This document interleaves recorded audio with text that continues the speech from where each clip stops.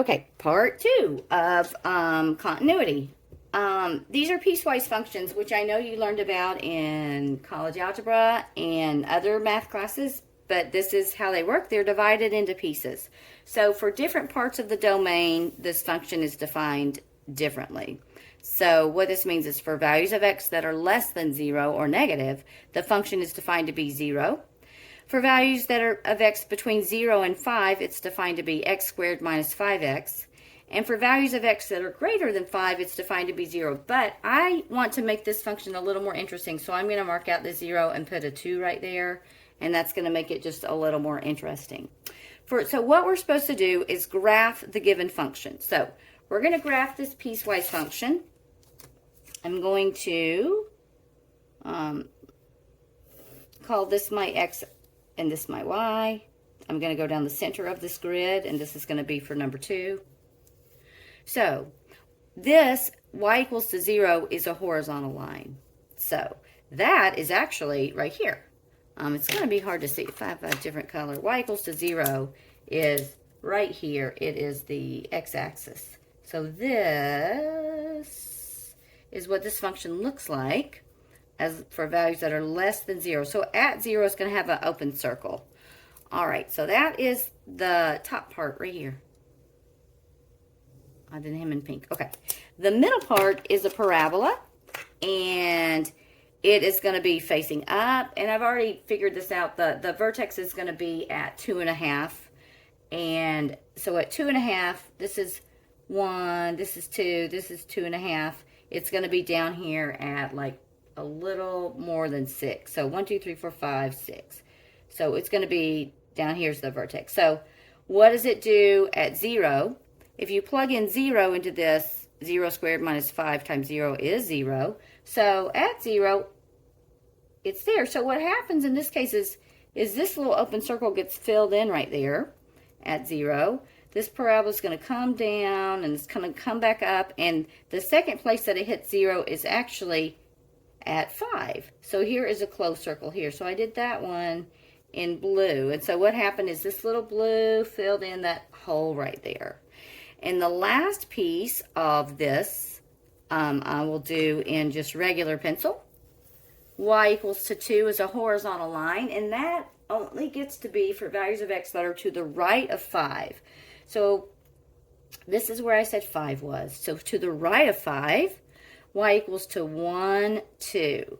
This is where he's going to be. And it's open circle, and to the right it's going to be at 2. So this is my piecewise function.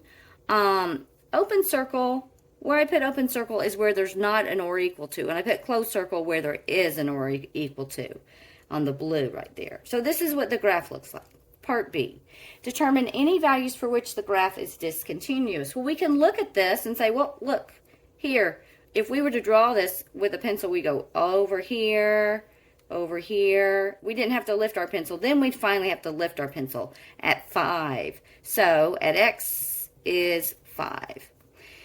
Now, there's something called the graph being continuous from the right and the graph being continuous from the left.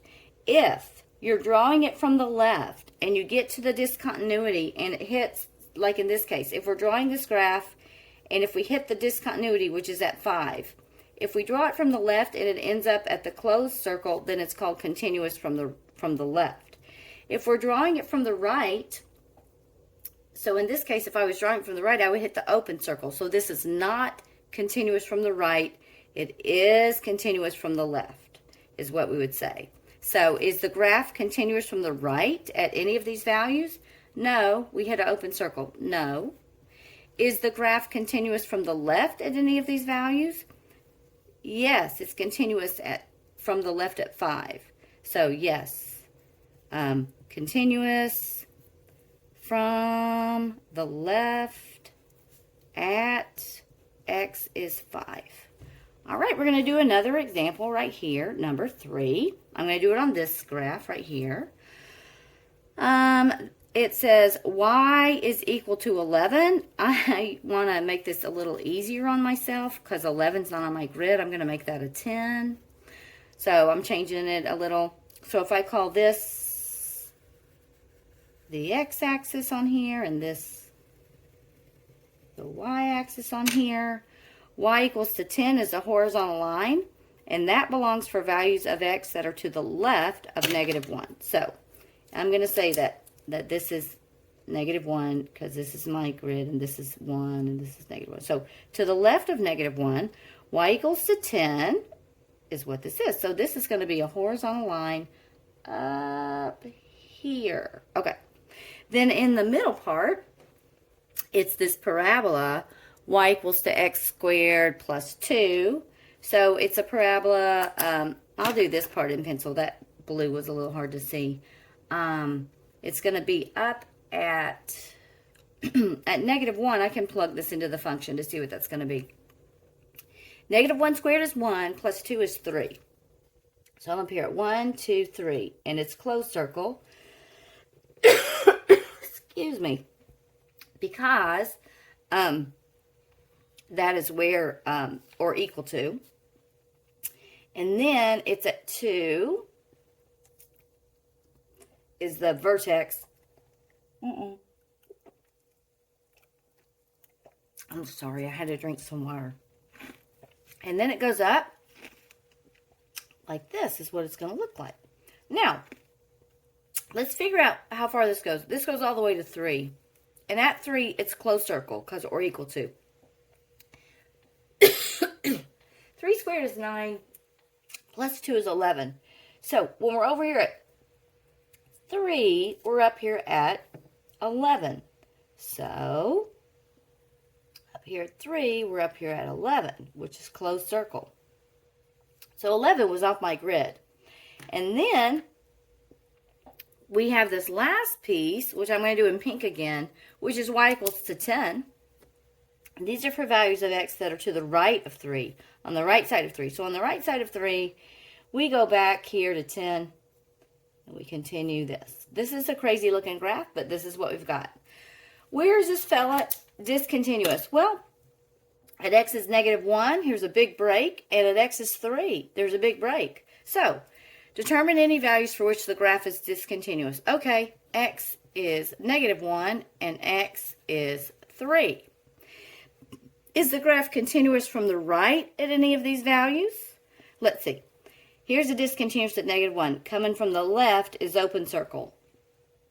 It's not continuous from the left there, but coming from the right is closed circle. Yeah, it's continuous from the right at -1. Is it continuous from the right at 3? Coming from the right, it's open circle. Nope.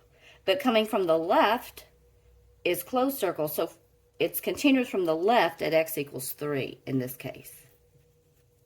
So that's how you would do those. Let's get down here to 4 and 5. Find the value of the function k that makes the function continuous for this. So what has to happen for this to be continuous is at 2, where there's a break, these have to be the same number. That's what has to happen. So if you notice in this graph, why was it continuous right here? Because the blue filled in this little hole. So at x is 0, in the example 2, the top piece and the middle piece agreed on x is 0. They had the same value. So for this to be continuous, at 2, when x is 2, this value has to be the same as this value. So all we'll do to create a continuous function that's piecewise is we'll say put in x is 2 for the top piece. That would be 2 times 2 is 4, so we get 4k. Put in 2 for the bottom piece. 2 plus k is 2 plus k. This is the bottom piece. So at 2, these have to agree. So what would be the value of k that would make this happen? We set these equal to each other and solve. Subtract k from both sides, and we'll get 3k is 2. K is equal to 2/3. So when k is equal to 2/3, this is a continuous function. It would look like this. 2/3 x squared for x is less than or equal to 2. 2/3 plus k for x is greater than 2. This is a continuous function. We're going to do the exact same thing for number 5, the last example here. Find the value of the function k that makes this continuous. Again, at 3, where it has this break, these two pieces have to agree on the y value. So we'll plug in 3 for the top piece. 3 to the third power, 3 times 3 times 3 is 27. So 27 plus k is what we get. Plug in 3 down here. We'll get 3k minus 5. So these two guys have to be equal. So we'll solve this for k. If I add 5 to both sides, I'll get 27 plus 5 has got to equal to 3k. I'm going to subtract the k minus k. So I get 2k is equal to 32.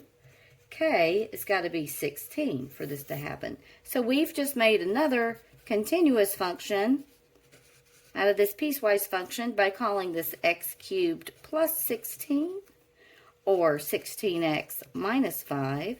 When this happens, these guys are continuous. And so that is the second continuity video.